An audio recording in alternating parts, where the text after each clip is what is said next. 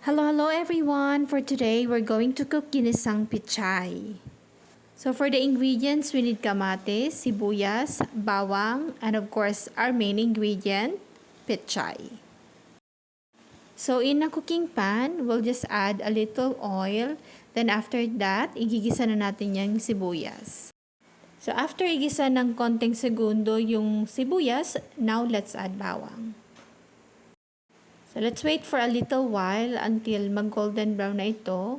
Then, after that, isunod na agad natin yung kamatis. So, after mag-isa yung mga sangkap, we are going to add first the stems of the pechay. So, mas matigas ito kumpara sa leaves. That's why uunahin natin silang igisa sa sangkap. So, i-mix lang natin yung stems with the sangkap. So, after that, lalagyan din natin ng paminta. So, yan. Konting paminta lang. So, ito yung pampalasa. Konting-konti lang naman. I-add natin din yan. And after that, of course, we are going to add also konting asin. Just to taste.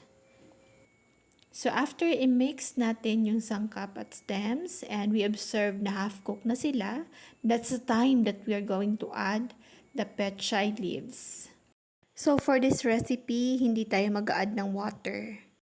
Yung pechay kasi is mataas yung water content niya.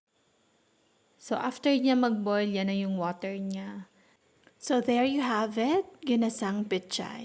Thank you so much for watching and follow for more.